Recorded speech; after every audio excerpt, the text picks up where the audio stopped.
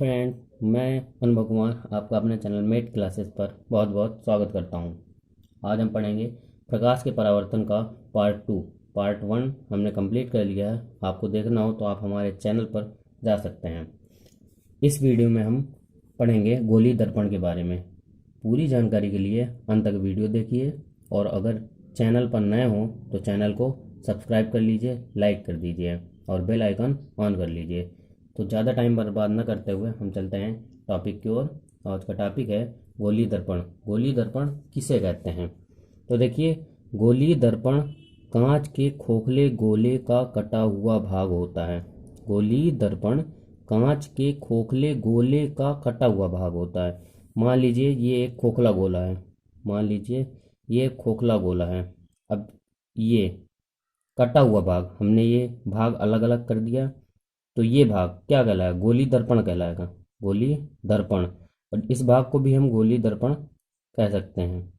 गोलीय दर्पण। तो ये अलग अलग भाग हो गए। अब देखिए लिखा है, जिसके एक तल पर पारे या चांदी की पॉलिश करके उसके आयरन पर आयरन ऑक्साइड का लाल पेंट कर दिया जाता है। जिसके एक तल पर पारे या चांदी की पॉलिश करके आप इस ओर पारे या चांदी की पॉलिश कर दें और उसके ऊपर आयरन ऑक्साइड का लाल पेंट लगा लें तो तो दूसरा तल, ये अंदर वाला तल, ये अंदर वाला तल परावर्तक तल कहलाता है। अर्थात यहाँ पर अगर कोई किरण आती है, कोई भी किरण यहाँ से आती है तो ये परावर्तित हो जाएगी। ठीक। अब इस साइड आप ले लीजिए, जैसे आपने ये लिया, ये एक आपने खोखले गोले का भाग ले लिया। अब आपने अंदर की ओर अंदर की ओर आपने पॉलिश कर दिया। अंदर की ओर पारे या चांदी की पॉलिश कर दिया। उसके ऊपर से यहीं पे आपने आयरन ऑक्साइड का लाल पेंट कर दिया। तो आपका ये बाहरी भाग परावर्तक तल कहलाएगा। परावर्तक तल कहलाएगा। तो आप समझ गए होंगे गोलीय दर्पण किसे कहते हैं। गोलीय दर्पण कांच के खोखले गोले का कटा हुआ भाग होता है, जिसके एक तल पर, कोई भी तल हो, आप अंदर की साइड या ऊपर की साइड आप पारे या चांदी की पॉलिश करके उसके ऊपर आयरन ऑक्साइड का लाल पेंट कर दिया जाता है। और दूसरा तल परावर्तक तल होता है, ये मैंने आपको बता ही दिया। जब एक ओर हम पेंट कर देंगे तो दूसरी ओर परावर्तक तल बन जाता है। अर्थात वह किरणें परावर्तित करता है, प्रकाश परावर्तित करता है, जो कि चमकदार होता है। तो अब आगे देखते हैं गोलीय दर्पण कितने प्रकार के होते हैं। तो गोलीय दर्पण कितने प्रकार के होते हैं आपको याद रखना है, 2 प्रकार के होते हैं। गोलीय दर्पण कितने प्रकार के होते हैं? 2 प्रकार के होते हैं। कौन कौन से? देखिए हम बताते हैं। एक होता है अवतल दर्पण और एक होता है उत्तल दर्पण। तो अभी हम पढ़ते हैं अवतल दर्पण, जिसे इंग्लिश में कहते हैं कॉनकेव मिरर।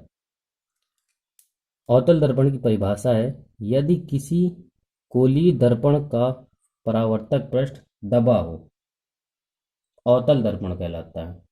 यदि किसी गोलीय दर्पण का परावर्तक पृष्ठ दबा हो तो अवतल दर्पण कहलाता है। मैं आपको वैसे एग्जाम्पल के तौर पर बताता हूँ, आप बहुत ही आसानी से समझ लेंगे कि अवतल क्या है और उत्तल क्या है। आपके यहाँ स्टील के चम्मच हो गए, स्टील का चम्मच, आप इस चम्मच को घर पर यूज करते होंगे। तो उस चम्मच के उभरे हुए भाग पर अपना चेहरा, अगर ये आप अगर अपना चेहरा देख रहे हैं तो आपका प्रतिबिंब छोटा, आभासी और सीधा दिखाई देता है। छोटा दिखाई देगा, आभासी दिखाई देगा और सीधा दिखाई देगा। तो इसी पृष्ठ को, ये इसी पृष्ठ को, इस उभरे हुए पृष्ठ को उत्तल पृष्ठ कहा जाता है। ऐसे ही यदि आप चम्मच के धंसे हुए भाग की ओर देखेंगे, इस ओर, ये धंसे हुए भाग, आपने चम्मच को पलटा दिया, इस धंसे हुए भाग की ओर अगर आप देख रहे हैं तो आपको उसका प्रतिबिंब बड़ा दिखाई देगा, आभासी दिखाई देगा और सीधा दिखाई देगा। जहाँ पर इस ओर देखने पर, ये उत्तल पृष्ठ कहलाया, इस ओर देखने पर छोटा दिखाई देता है, लेकिन इस ओर अगर आप देखेंगे स्टील की चम्मच में तो आपको वही प्रतिबिंब बड़ा, आभासी और सीधा दिखाई देता है। तो जो धंसा हुआ भाग होता है, ये जो ये धंसा हुआ जो भाग होता है यही अवतल पृष्ठ कहलाता है। यही क्या कहलाता है? अवतल पृष्ठ कहलाता है। और यदि हम इसी को हम दूर कर दें तो ये जो आभासी दिखाई देता है, हमें प्रतिबिंब आभासी दिखाई देता है, तो हमें आभासी के स्थान पर वास्तविक दिखाई देने लगेगा। तो हम कह सकते हैं कि चम्मच दर्पण की तरह कार्य करता है। इसी प्रकार के दर्पण को गोलीय दर्पण कहा जाता है। अब आप गोलीय दर्पण के विषय में तो जान ही गए होंगे। आपको उत्तल पृष्ठ, ये उत्तल पृष्ठ कहलाया, ये और ये अवतल पृष्ठ। अब आगे देखते हैं उत्तल और अवतल की ठीक प्रकार से डिफिनेशन। आपको एग्जाम्पल सहित मैं बताऊंगा, आप तुरंत समझ जाएंगे अवतल किसे कहते हैं और उत्तल किसे कहते हैं। अभी मैंने आपको बताया अवतल दर्पण। गोलीय दर्पण दो प्रकार के होते हैं, एक अवतल दर्पण और एक उत्तल दर्पण। तो अवतल दर्पण की परिभाषा है, यदि किसी गोलीय दर्पण का परावर्तक पृष्ठ दबा हो तो वह अवतल दर्पण कहलाता है। मतलब ऐसा गोलीय दर्पण जिसका परावर्तक तल अंदर की ओर धंसा हुआ होता है। ये देखिए, ये मान लीजिए एक दर्पण, गोलीय दर्पण है, ठीक, अंदर की ओर धंसा होता है। परावर्तक तल मतलब कि इसके बाहरी ओर, ये इस साइड पेंट किया गया होगा। पहले पारी या चांदी की पॉलिश की गई होगी, फिर आयरन ऑक्साइड का लाल पेंट किया गया होगा। तो ये भाग हमारा क्या कहलाएगा? परावर्तक तल। ये हमारा भाग क्या कहलाएगा? परावर्तक तल। तो परावर्तक तल हमारा अंदर की ओर धंसा हो तो वह अवतल दर्पण कहलाता है। आपको अवतल दर्पण समझ में आ गया होगा। तो हम चलते हैं उत्तल दर्पण की ओर।